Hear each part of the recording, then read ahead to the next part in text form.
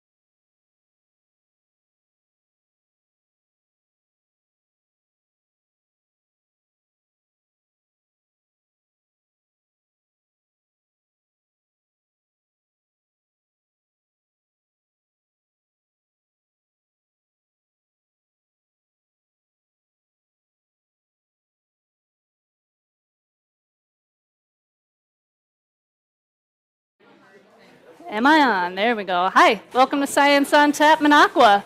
Thanks for coming. My name is Carol Warden. I work at UW Trout Lake Station.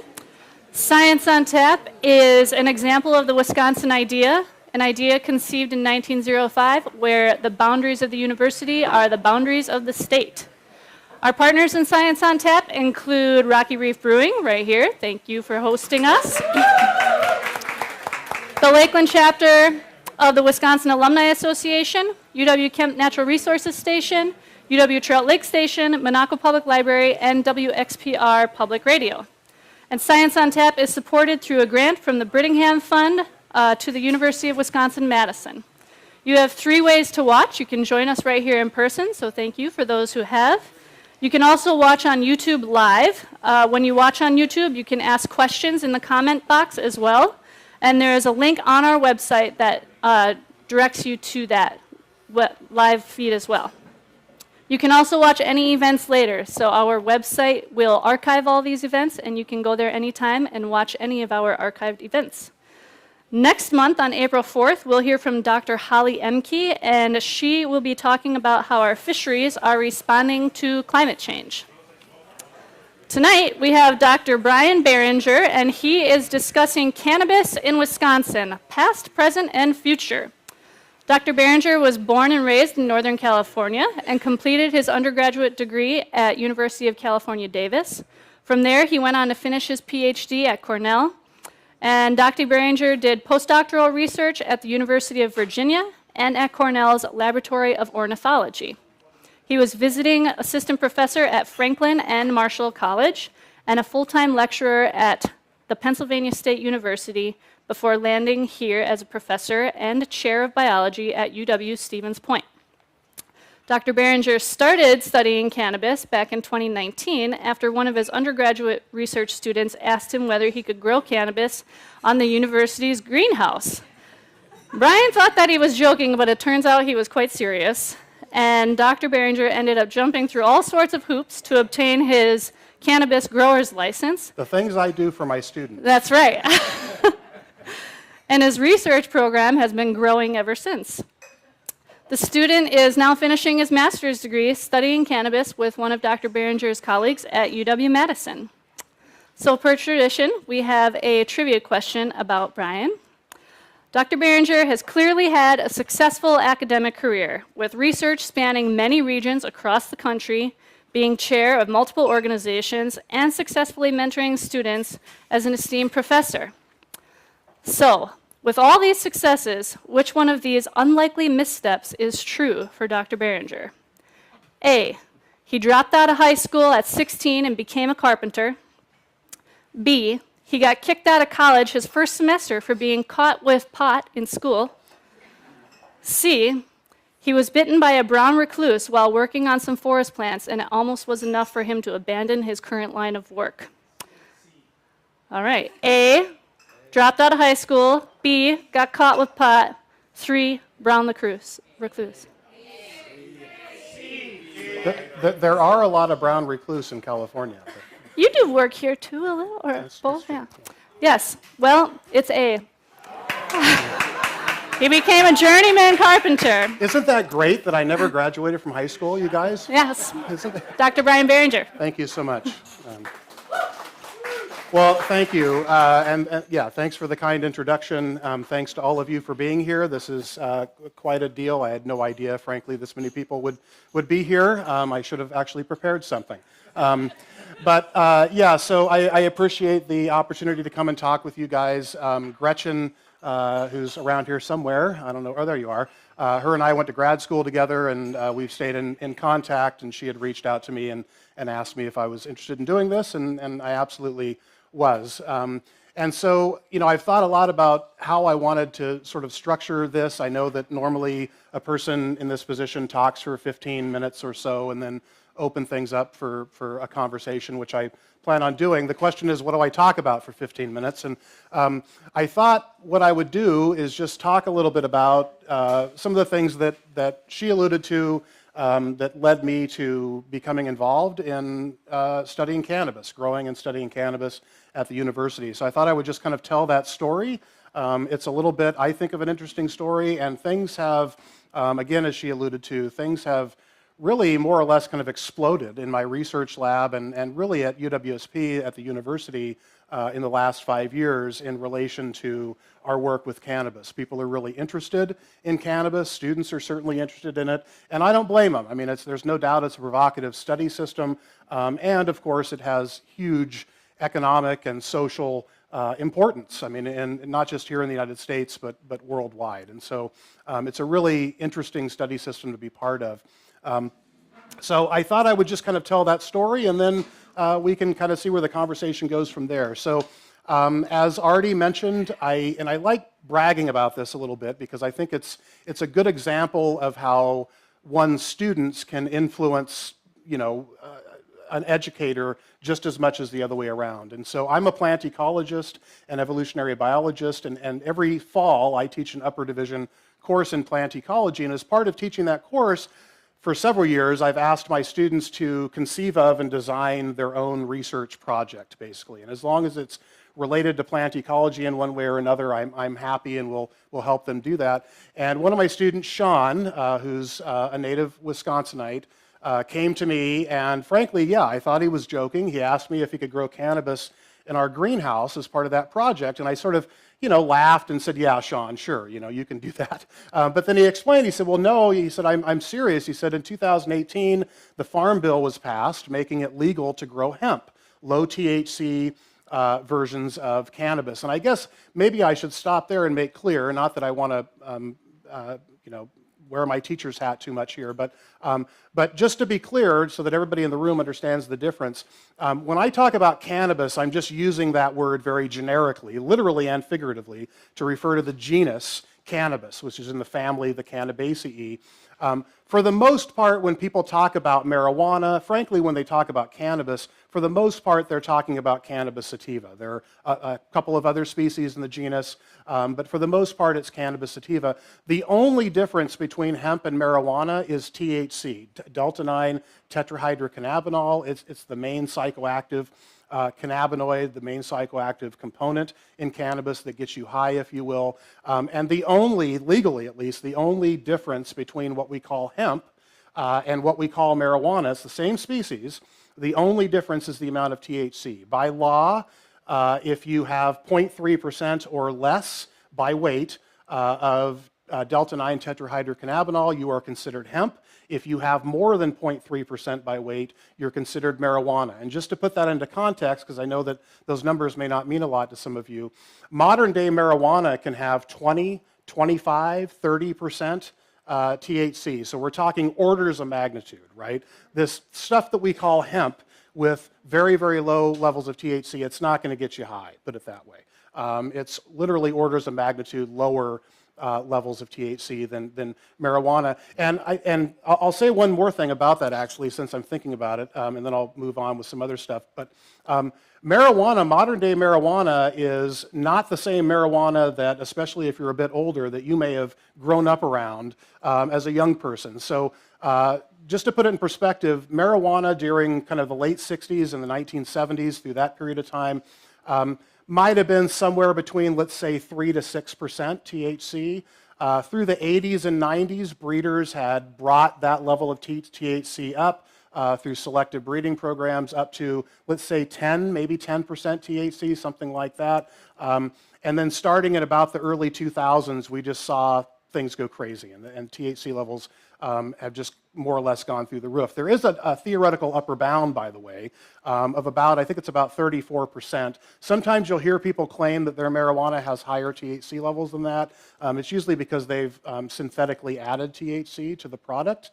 The reason I say that is that the theoretical upper bound, it takes more stuff than just THC to make a flower, right? And so it would be impossible to have 100% THC, I suppose is another way of putting it, because you need other stuff to make the flower, right? And the flowers are what are producing the THC. So anyway, so I study hemp, and I just want to make that clear. I study hemp, not marijuana. Marijuana is, well, frankly, it's still illegal at the federal level. It's legalized in many states, 24 and counting, for recreational use, another 14 for medical use. But it's still illegal at the federal level and illegal here in Wisconsin. Hemp is not, though. And so if you have a license to grow hemp, which I do through the USDA, then you are legally allowed to grow, and in my case, study hemp. And so when my student Sean asked me whether he could grow cannabis in the greenhouse, we ended up talking about it. And I ended up, as she alluded to, jumping through some hoops to get my grower's license, and away we went. And my research lab more or less exploded overnight. I mean, for the years leading up to studying cannabis in 2019, at any given time, I might have 3, maybe 4 students in my lab. I have 11 right now. I had 17 last spring.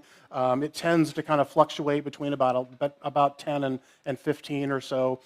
Students have just been knocking down my door, and now my colleagues' door, because I have a number of collaborators on this, wanting to get involved in research. And that might sound kind of funny, but I think it's a pretty good problem to have. I mean, I've often said that if I can use cannabis as a way to get students excited about science and plants and ecology, well, then that's a win-win as far as I'm concerned. And so it's been a real kind of fun adventure in that regard. So I started studying cannabis in 2019. Of course, that's right before COVID hit, so there was that kind of major wrinkle in all of our lives there for the next year or two. But I kept at it. Even during COVID, was actively involved in research.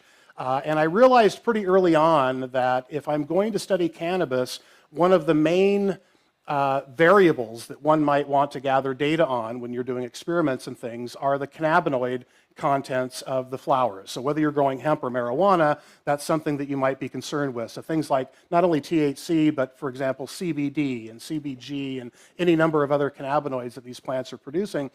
So I knew that I would want to quantify those cannabinoids, but I didn't have the first clue how to do that. It turns out that you can do it in a variety of ways. We mostly use liquid chromatography, but we can also use mass spectrometry and some other technology.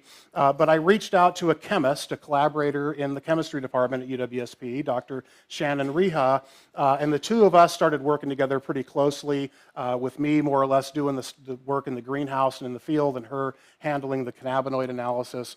But things continued to grow, and so I started inviting other colleagues into our fold. Sorry, I have a throat problem, so I may start coughing, and I felt like I was going to there for a second, but I saved it somehow.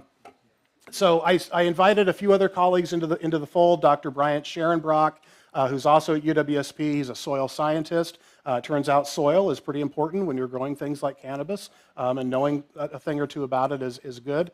And so he's been working with us for a while. I brought Dr. Ann Poletti, who's our plant physiologist, on board, and so she's been working with us as well. A second chemist, Joe Mondlock, because we've been so busy, we really needed a second chemist on board. And then finally, I collaborate with somebody at UW-Madison, Dr. Shelby Ellison, and that's who my student Sean is now finishing up his master's degree with. So, so what started as this sort of half-baked, no pun intended, idea back in 2019 has really grown into quite something. I mean, at this point, there are 5 or 6 of us, all of whom have students in our lab doing research, and we're all focused on cannabis in one way or another. We were lucky enough earlier this year, in fact, just a couple of months ago, we got word that we received a fairly sizable 2-year grant to study the phyto remediation properties of cannabis, and I'll talk about that here in just a second.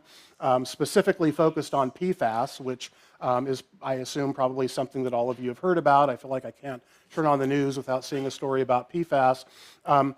Cannabis is known for being a good phytoremediator. Does anyone know what that means? Phytoremediation? Yeah, and I apologize, the lights are really bright here. Yeah.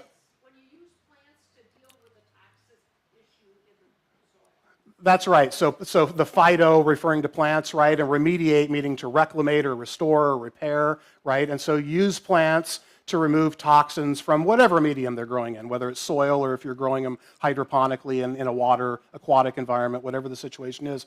Cannabis, for a variety of reasons, is known as being a good phytoremediator. And so, we often think of cannabis, perhaps obviously we think of marijuana, but, it really is an amazing plant, and it's used for all kinds of different things, including phytoremediation. And we've used it successfully quite a bit already to remove lead and arsenic, which are 2 very common soil pollutants here in Wisconsin and elsewhere. We've used it successfully to remove lead and arsenic from soil, and we started wondering whether and to what extent it could be used to remove PFAS from soil as well. And so we were lucky enough, we applied for what's called a University of Wisconsin Innovation Award, and we were one of 3 groups across the system to be awarded a 2-year grant to study, again, specifically the ability of cannabis to remove PFAS from soil. So that's been kind of a latest development that's come out of our research group, which is pretty exciting.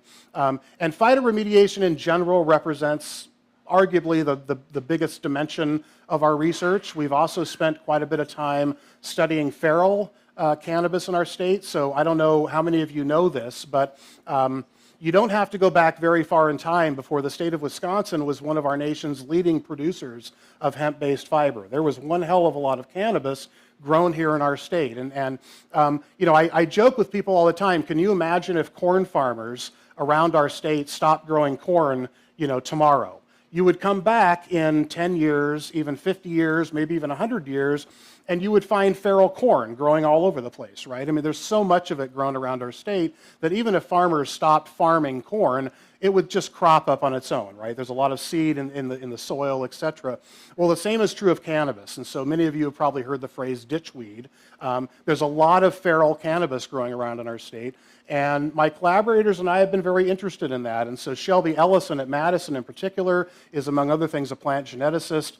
She spent a great deal of time identifying and collecting seed stock from feral populations all over our state, all over the Midwest, as a matter of fact. And I don't know the exact number, but she's got seed stock representing well over 100 populations at this point. And one of the things that we've been interested in is whether, I mean, let me back up. So keep in mind that these feral populations have been growing wild since reasonably 1950. And so cannabis was still legal to grow, technically, all the way up to 1970 when the Controlled Substances Act was passed.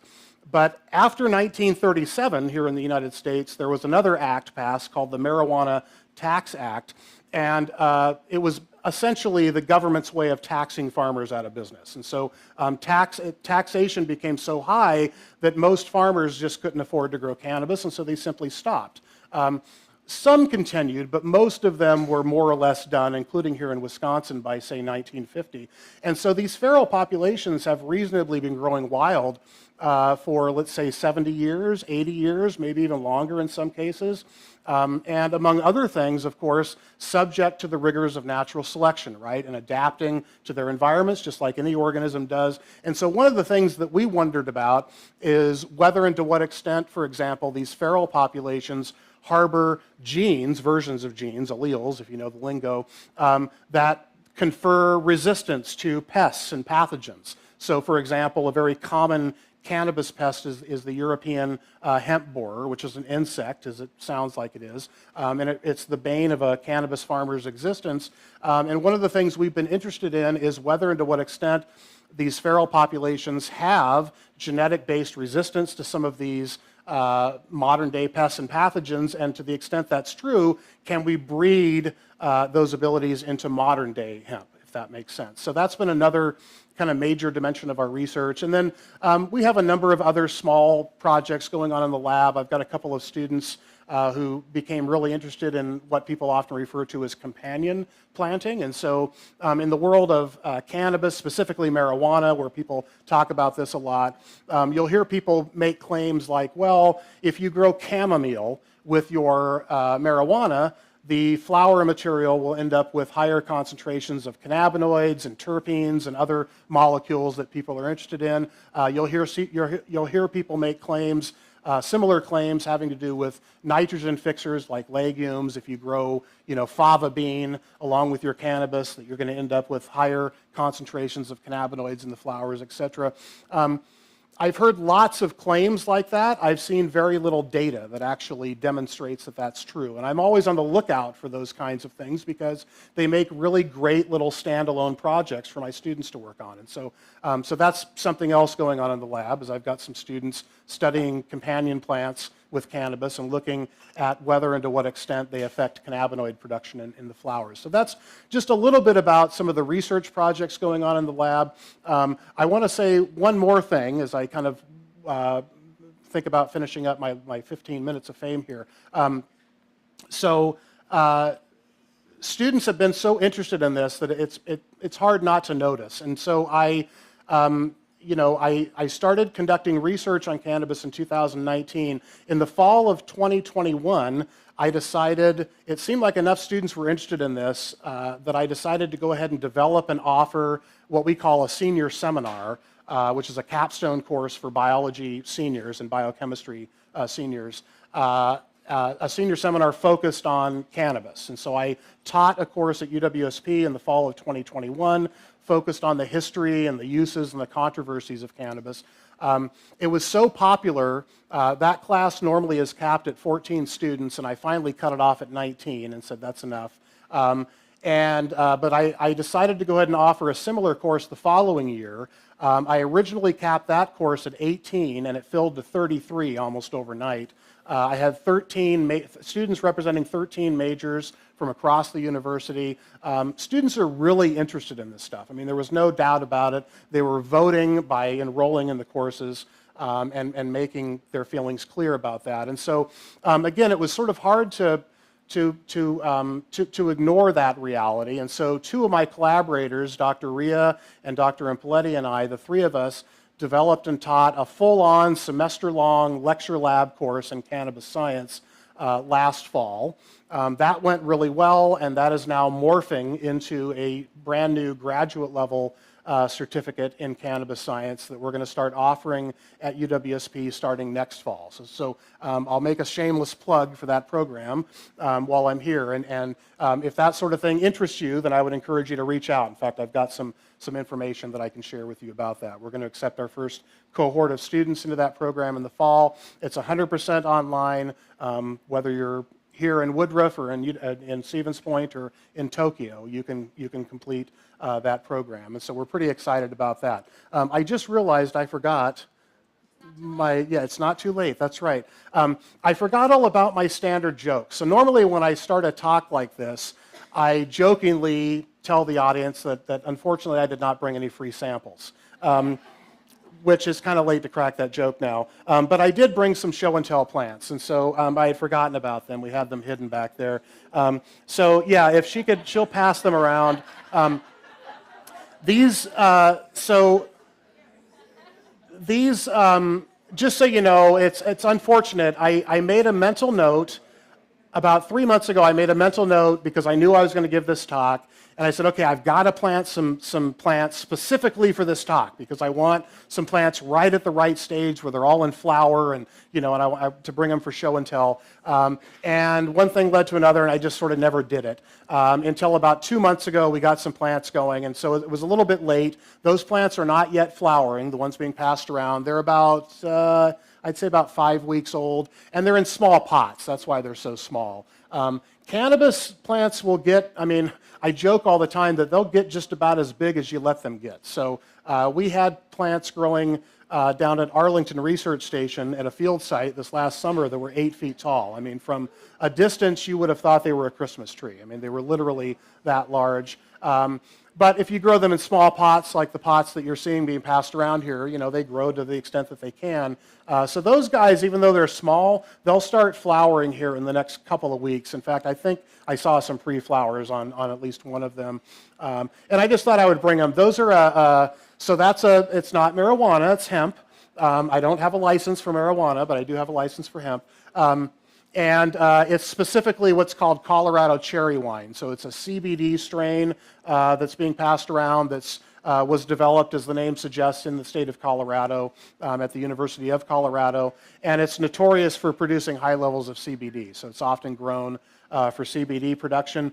I use it quite a bit. I'm friends with the president and founder of the Wisconsin Hemp Farmers and Manufacturers Association, and he donated just a ton of seed to me, and it's all feminized seed. For those of you that know anything about cannabis, you know that cannabis is dioecious, and so all else equal, it has distinctly male and female plants, and that's fine, but the problem is that if you don't know anything, if it's dioecious and you plant, say, 10 seeds, you expect 5 of them to be male, right, and 5 of them to be female, and it's often the females that you're interested in, and so it's nice if you have what are called feminized lines that produce only females, and there are a couple of ways of developing those feminized lines. But once you have them, you know for sure that when you sow a seed, it's going to be a female, which is really nice. So that's one of the reasons that I use that seed stock for most of our experiments. And I just thought I'd bring the plants and pass them around, and people seem to get a kick out of seeing them. So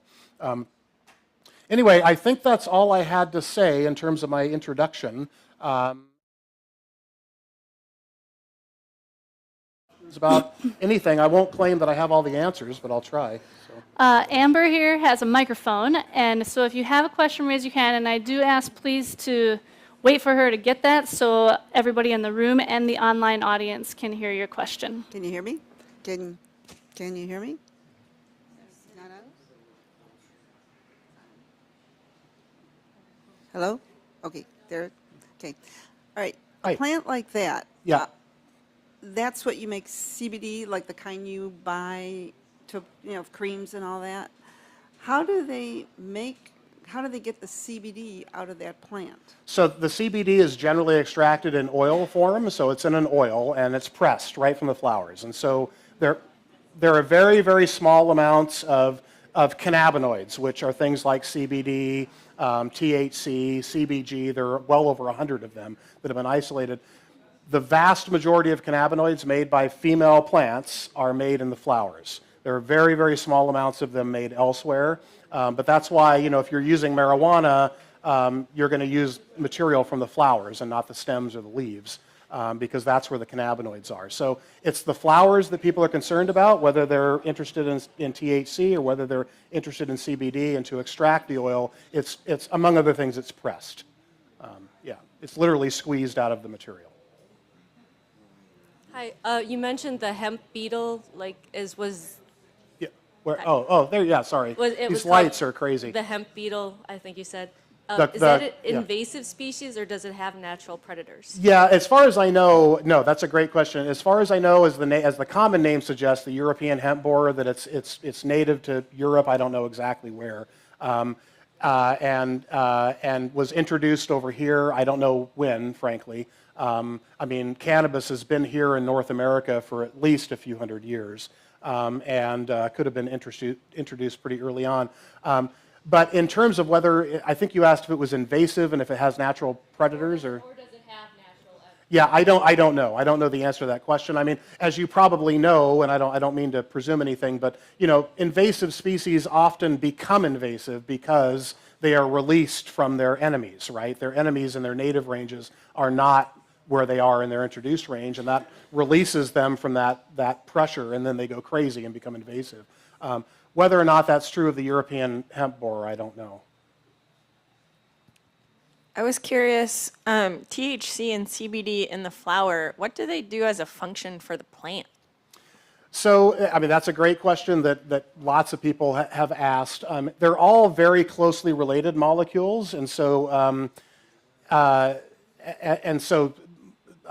in terms of the chemistry of the molecules, they're not all that different. It often just boils down to slight differences in functional groups, as you might imagine.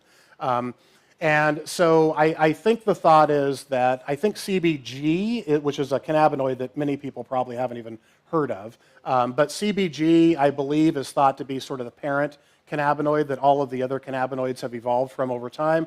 In terms of the roles that they play in plants, so we know that they deter herbivory.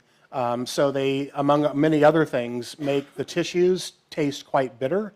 And so for things like aphids, for example, and lots of other herbivores that might otherwise munch away on the flowers in particular, they tend to avoid those parts of the plants, likely because of the high concentrations of cannabinoids, as well as terpenes and flavonoids and other compounds. But yeah, they're a secondary metabolite. They're not required for any important function of the plant per se, which suggests that they're serving other roles like protection from herbivores and so on. Yeah, just a question about if you're growing hemp and you've licensed to grow hemp, Yeah. Where does it go to get processed if you can't process it yourself? Yeah, that's a great question. And so if I was just a farmer, right, and I want to apply for a license to grow hemp through the USDA, I can do that. Before I harvest, I have to have my plants tested. And I have to have them tested by an authorized third party.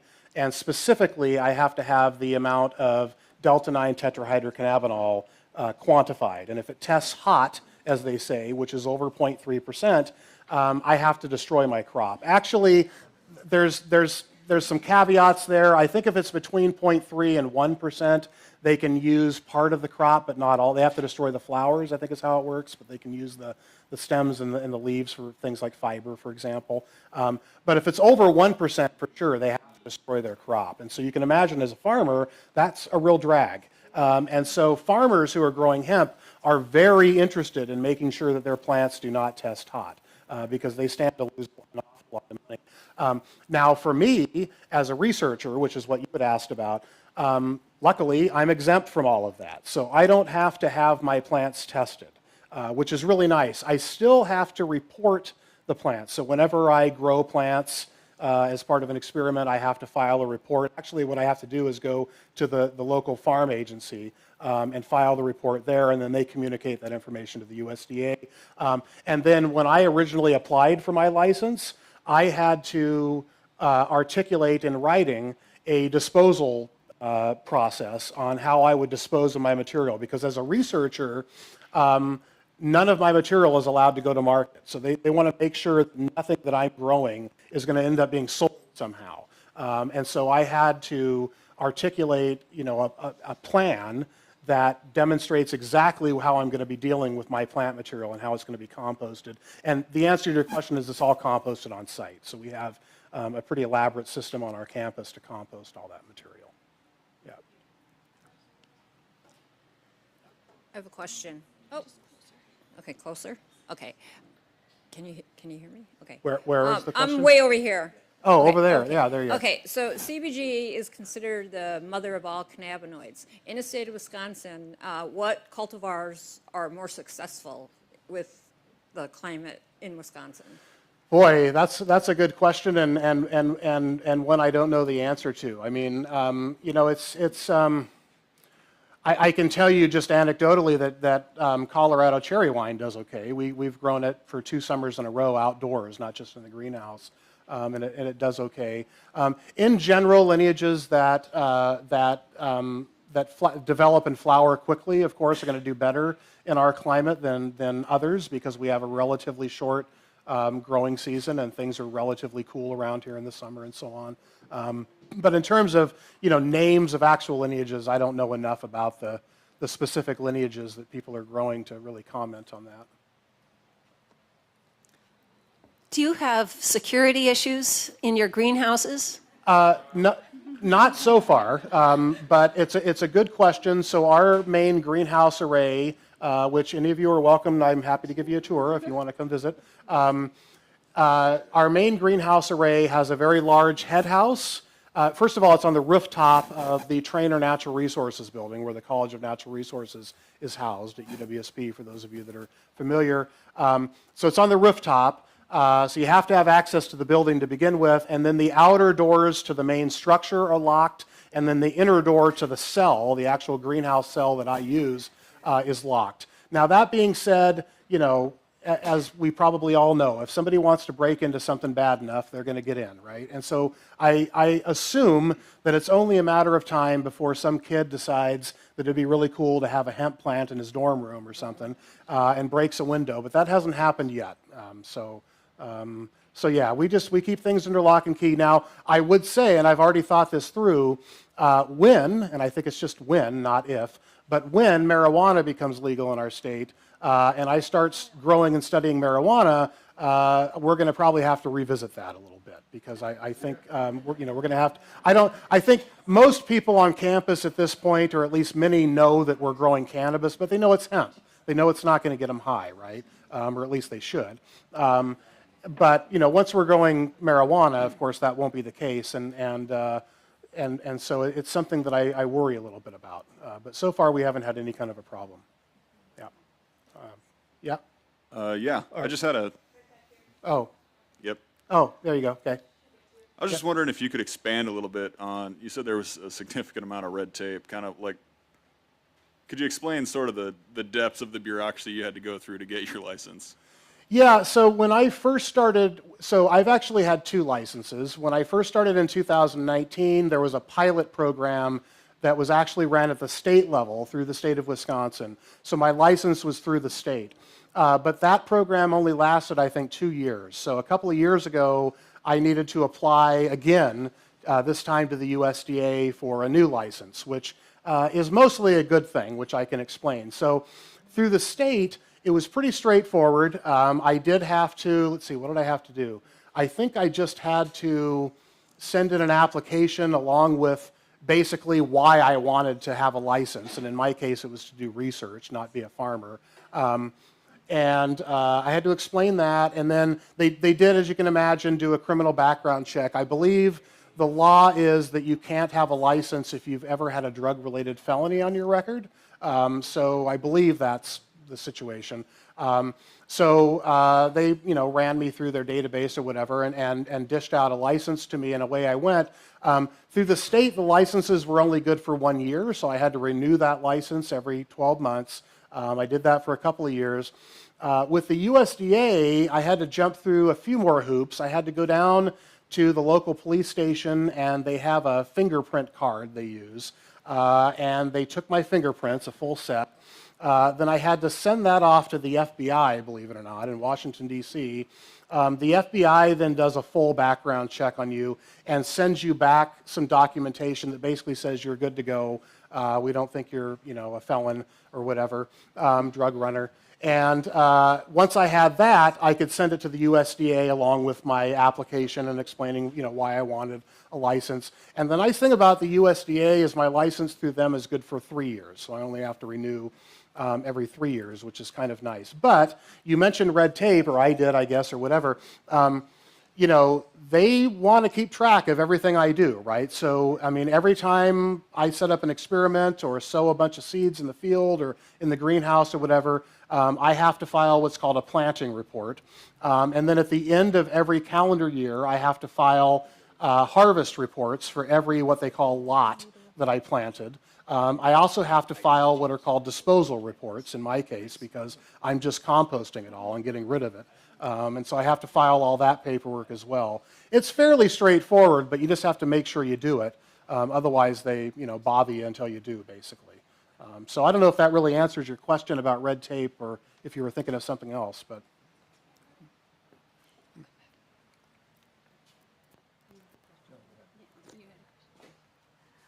how far have they come with the research as far as getting rid of the PFAS in the ground? Yeah, so the question was about PFAS and how much research has been done. I assume you mean specifically with cannabis? Because with cannabis, the answer is essentially none, which was one of the reasons we were so excited about putting together this grant and making an argument that we could potentially use cannabis for PFAS. I should mention it's not quite as sexy and as exciting, but we're also using alfalfa. So for the PFAS study, it's both cannabis and alfalfa. I mostly just talk about the cannabis because that's the provocative part, but we are using alfalfa as well for a variety of reasons. But the answer to your question is basically none. So I'm aware of one published study that came from a Air Force base in, I think it's Maine, where they had some soil that was polluted with a variety of PFAS molecules, and they were able to demonstrate that cannabis successfully reduces the amount of PFAS after one or two field seasons, I think, maybe 2, that they grew cannabis in the soil, and they successfully demonstrated that the PFAS molecules end up in the tissues of the plants and where they end up. And of course, they're reduced in the soil. But that's the only study I'm aware of. Yeah.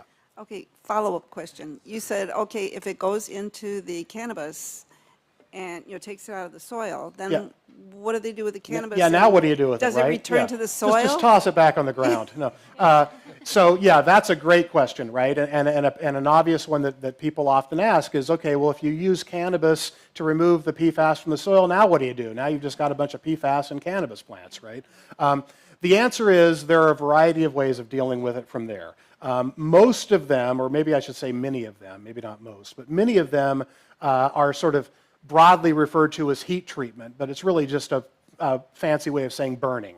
So you incinerate the plants, and at high enough temperatures, those PFAS molecules break down.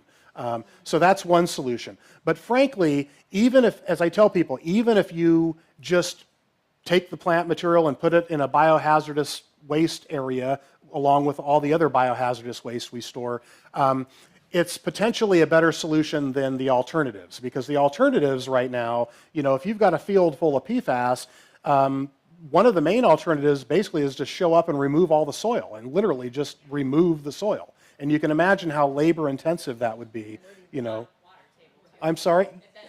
Yeah, and then it's in the water, exactly, right? So, I mean, the idea that you can take a plant, whether it's cannabis or anything else, and especially something like cannabis that grows in the confines of a year, really around here, you're talking the grow season is like 4 months, 5 months, maybe 6, and remove a significant amount of PFAS and just harvest the plants and deal with them separately, right? Maybe do it a few more times and you end up with a field that's relatively clean of PFAS is a pretty attractive potential solution. So, yeah, may take a little longer because, again, the one and only study that I'm aware of that's used cannabis for PFAS, forgive me, I don't remember the exact amount, but it was something like the first year they did the study, they only removed something like, I want to say it was about 10% of the PFAS in the soil. So then they were arguing that you would have to do it several times, probably at least. So it could potentially take several grow cycles, but at the end of the day would certainly be economically a lot more viable than removing all of the soil and starting with a blank slate. So.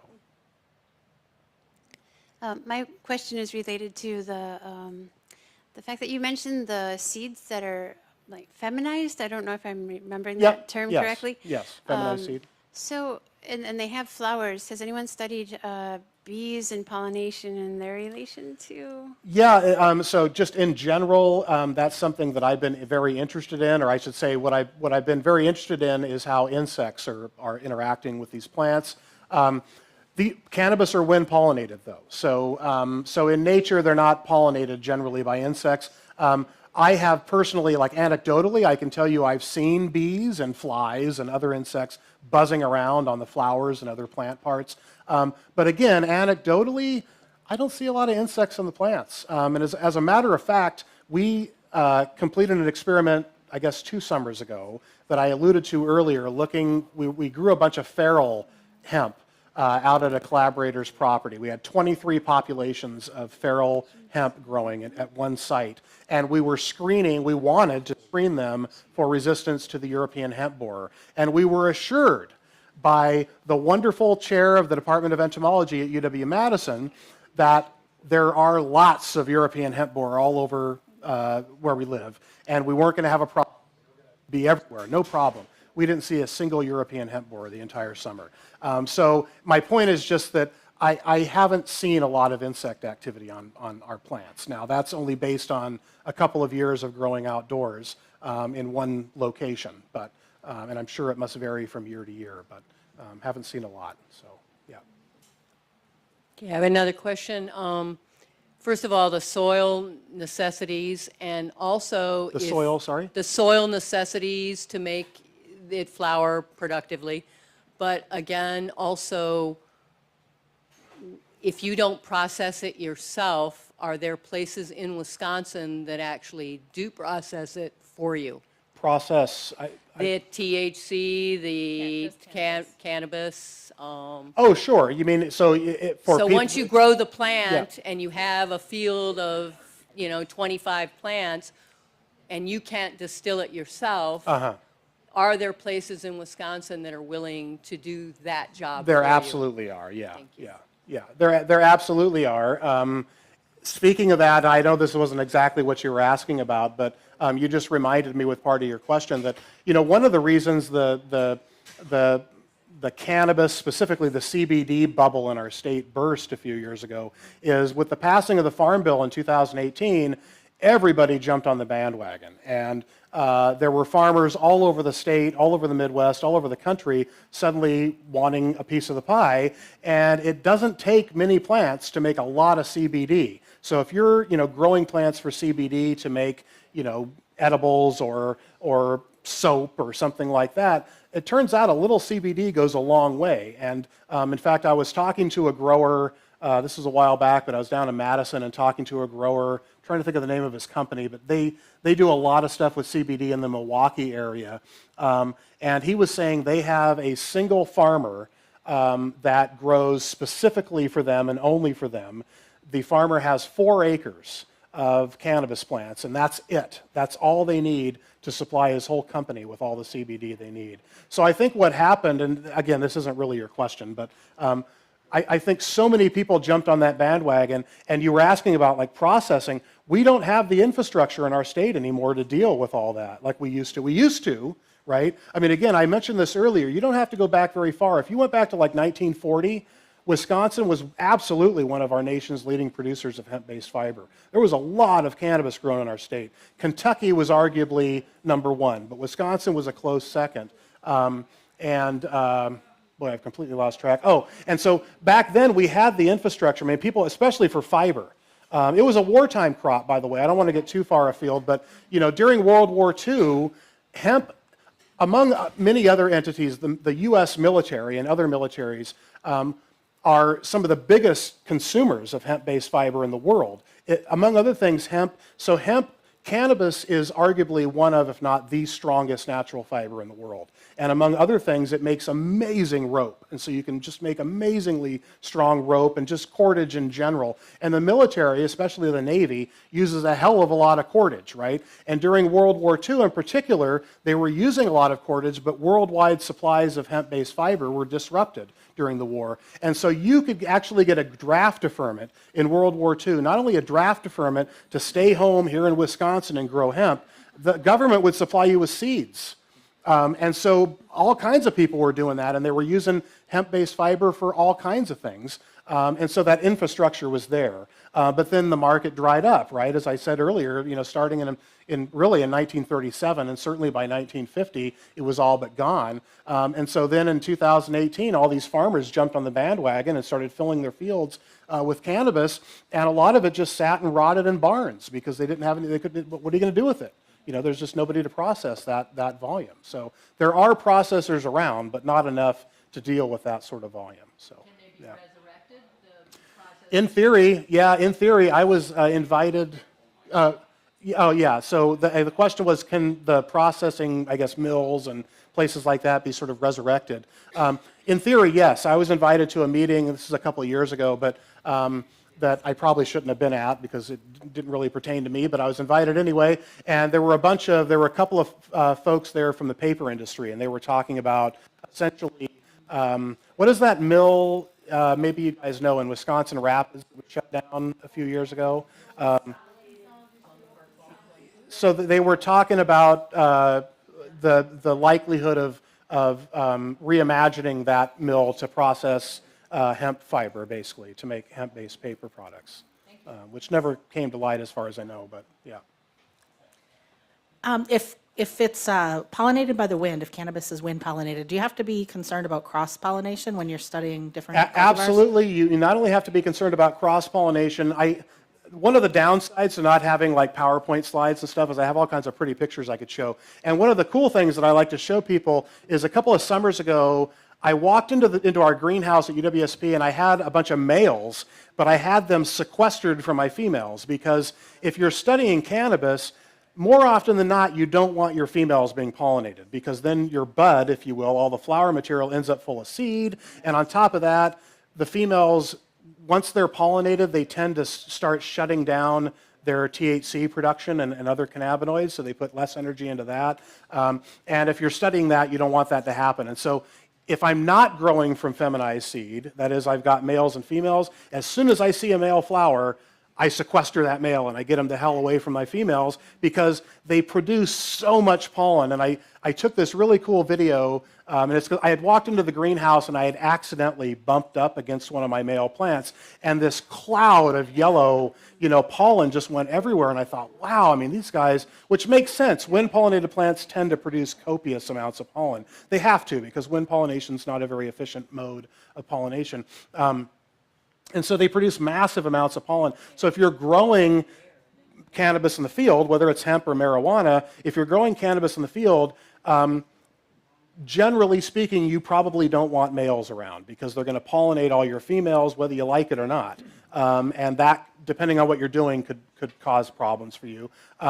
And as you, I think, alluded to, if I'm a farmer here and I'm doing my thing, maybe I've got feminized seed, but then the farmer over there down the road doesn't have feminized seed, and pollen can blow on the wind for easily kilometers, if not orders of magnitude more than that. I'm aware of one study in oaks showing pollen getting up on the jet stream and blowing for hundreds of kilometers and fertilizing ovules hundreds of kilometers away. So that sort of thing happens. I don't know if it happens in cannabis, but probably.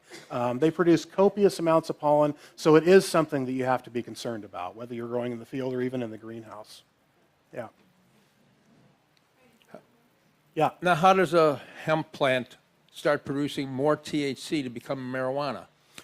It's just like any other trait where if you select for that trait, right? So if you were to grow up a population, if I were to grow up, in fact, the two plants that are circulating, those are still here somewhere, right? You guys, they weren't like harvested and, no, I'm just, but those two plants are just representatives of, I think we have around, so they're part of a project. We're working on some cloning issues with cannabis right now. And we have around 30 or 40 plants growing. So of those 30 or 40 plants, I guarantee if we grew them all the way up through flowering, which we're going to do, and then I quantify the amount of THC in the flowers, some would naturally have very low levels and some would naturally have somewhat higher levels. So I mentioned before that the legal limit is 0.3%, but just as an example, an experiment we did last year using Colorado cherry wine, and that's certified hemp seed that I received from somebody where it was actually certified to be 0.3% or less. But even in our greenhouse, some of our plants, when we actually tested the THC level, were well beneath 0.3, which was nice. A few of them were almost up to 1%, so which isn't high in the grand scheme of things, but it's hot. It's testing hot, right? And it's not technically legal. So there's that natural variation in populations just like there is for any other trait, and that variation has a genetic basis, which suggests that you can select for it, right? So you take your population, you identify the handful of individuals that have the highest level of THC, pull them out, cross them, right? Do the same thing again, pull them out, cross them, do the same thing again, just like we do with any other species. Yeah, yeah, because it's certainly true that cannabis in nature does not have THC concentrations of 20%. Which if you go to a dispensary, you can buy marijuana with, but that's not natural, right? Any more than broccoli is natural. I mean, broccoli is just mustard, right? But we've selected for traits that we find desirable, and we end up with broccoli and kohlrabi and Brussels sprouts and kale, but those are all the same species. We've just selected for different traits, right? So. Okay, I'm back here. Where are you? Oh, yeah, okay, Over here. all right. Okay, I feel like there's this elephant in the room. Uh-oh. Legalization. Oh, yeah. And, I don't expect you to be able to prognosticate about this or anything else, but you did say that when legalization happens, it's going to create more issues for your lab. Yeah, sure. Your thoughts, please. Yeah, and my thoughts, and that's all they are, really. I won't claim to be an expert about this or anything else. So, first of all, the laws around cannabis are super complicated and changing every day. So I think I mentioned this earlier. As of February of this year, there were 24 states in the union where recreational marijuana was legalized, another 14 where medicinal marijuana was legalized. There's a bias towards the coast, right? So a lot of that is happening on the left and the right coast, the east and the west coast. Here in the middle of the country, it's a little spottier. Here in Wisconsin, we're an island of illegality surrounded by an ocean of legal marijuana, right? So Michigan and Illinois for quite some time now. Minnesota just jumped on the bandwagon and legalized. And why do I think that it's a matter of when rather than if? I think that sooner rather than later, it will probably change at the federal level. There's a lot of pressure for that. It's been legalized in D.C., I should have mentioned that, in addition to the 24 states plus the District of Columbia. every time there's a local referendum, for the most part, at least here in Wisconsin, which are the ones I'm used to, like in Portage County, for example, where I'm from, it generally passes with flying colors. It's been decriminalized in many local municipalities, right? Even though it's illegal at the federal level, polls suggest time and time again, every time there's a poll done, it suggests overwhelming support for legalization. So the average person on the street is behind the idea. As to why it's not happening, your guess is as good as mine. I think there's a lot of political inertia in our state and elsewhere. But I can tell you anecdotally that I have had the opportunity to talk with a number of our state legislators about these issues in a variety of ways. And some of them are quite conservative and still or they fall out on the side of legalization for the most part. So I think that's why I would say I think it's just a matter of time. As to when it's going to happen, I don't know. I mean, I was hearing rumors from people that have their finger on the pulse of that a little bit closer than I do, that it was looking like medicinal was going to happen in the next couple of years, but many of you probably know that that's unlikely to happen now, at least anytime soon. But so I think it'll happen. It's just a matter of when. 2 years from now, 5 years from now, I have no idea. Yeah. Seems to me it'd be really, really useful to the economy. My question has to do with your experience and research and just your knowledge working with in the lab, but then also out in Wisconsin working with ditchweed. What do they love? What for soil composition and what composition? What does cannabis love? What do they need in their soil composition? In terms of like nutrient ratios and things like that? Yeah, or substrate. Yeah, I mean, I won't, so I should have prefaced my entire presentation here by saying I do not claim to be an expert on any of this. There's so much to learn about this species, and I feel like I'm just starting out, and just learning about this stuff. So I wouldn't claim to be able to answer that question in a very sophisticated way. I mean, I know that they are known to be nitrogen hogs, and so generally when we are growing them in the greenhouse environment at least, I give them a fairly high nitrogen fertilizer in terms of its NPK ratio. We tend to just use a, sorry? No, it's just a salt-based fertilizer that we apply weekly. Yeah. Yeah. Is that, sorry, did I misunderstand your question? Oh, okay. Yeah, and in terms of like soil composition, I don't know the answer to that question. I can tell you though that we are doing some studies right now as part of our PFAS work. We're doing some trials where we're trying to figure out, do these plants grow better or worse in a standard potting soil that we use, a topsoil that we collected from outside, or a 50-50 ratio? And so we've got a small pilot study looking at that, but I won't claim to know a lot about the agronomy and the soil science side of things at all. Yeah. I was just wondering, back here. Yeah. Kind of related, if you could speak to like why cannabis is promising for phytoremediation over other plants. Like, what characteristics about it make it good for that type of work? Because it's really cool, and no, I mean I say that sort of tongue in cheek, of course, but honestly, there are a good number of different species out there that are known to be good phytoremediators. So I would not claim that cannabis is necessarily the best plant in the world to use for phytoremediation. My initial kind of foray into the world of phytoremediation and cannabis is first of all, I was really naive about the process when I first started doing research on it. I didn't realize how much work in the phytoremediation world had already been done with cannabis, basically. There are a number of species out there that can be used. My initial interest was mostly driven by this idea that, well, could we use this species to remove toxins like lead and arsenic, for example, from the soil and still generate a profit? So could a farmer, for example, use the plant to clean up their soil and still sell the flower material, for example?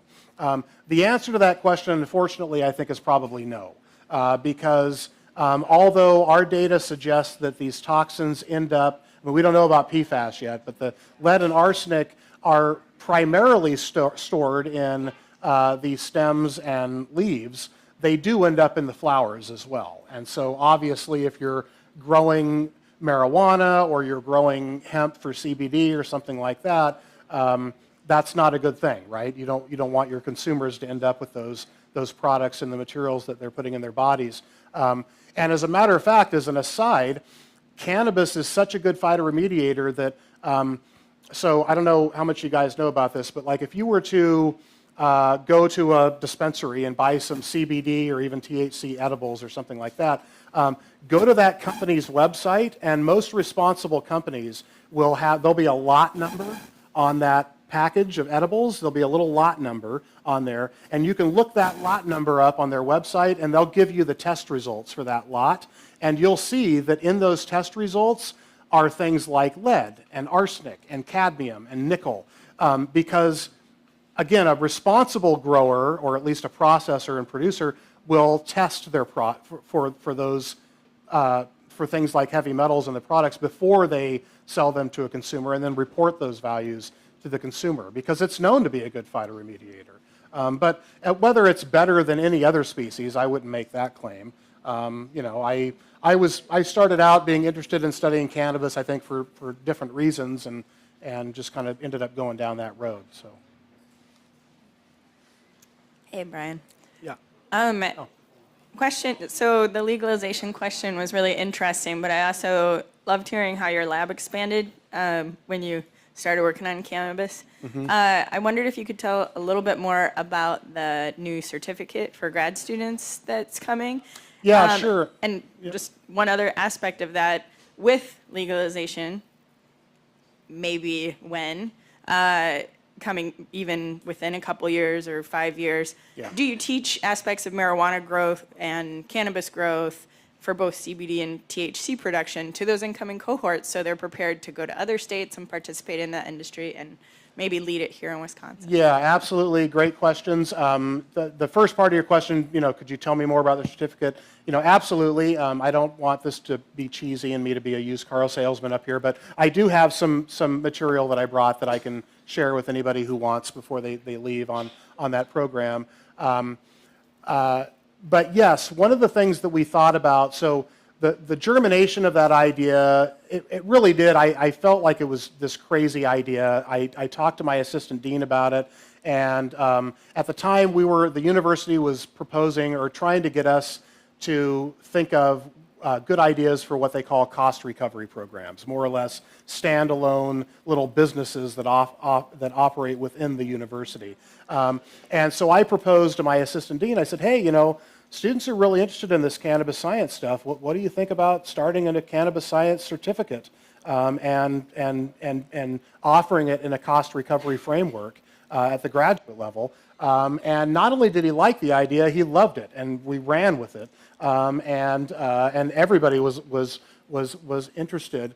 One of the things we worried about right away, of course, was that marijuana is not legal in our state, right? And it is in many other states, including states that have really great cannabis science programs, right? So if I'm a student, you know, in rural Tennessee, and I'm on the internet shopping around for an online cannabis science program, why in the world would I take a cannabis science program from the University of Wisconsin where marijuana is not even legal, right? When I can take it from the University of Colorado online or something like that. So we worried, and we still worry about that. I think the good news is that, as I mentioned earlier, it's the same species. There's fundamentally no difference. I mean, there are caveats to that statement, but there's really fundamentally no difference between growing hemp and cannabis. So basically all of the, you know, the horticultural techniques that you would use to grow hemp, you would use the same techniques to grow and harvest and store marijuana. But it is something we worry about a little bit, you know, and I have to admit, I hope that if nothing else for selfish reasons, I hope that marijuana is legalized for that reason alone. I think that it will help our program grow. But somebody, I think over here earlier too, mentioned job growth. I mean, Illinois, I think it was just last year or the year before, they claimed they added something like 35,000 new jobs related to the cannabis industry. 35,000. That's a big number in 1 year. And I could throw some other statistics out there. The cannabis industry in our country has now had 6 years in a row of greater than 27% job growth. Now think about that for a second. Every year in a row, 27%. The slope of that line is really steep, and it rivals pretty much every other industry in the United States. So the cannabis industry is exploding all around us, and I'm really hopeful that our state jumps on that bandwagon before it's too late. And I'm hoping that this program helps that happen and provides our graduates with the tools they need to secure a job in the industry. So, yeah. Brian Barringer for coming. We're done?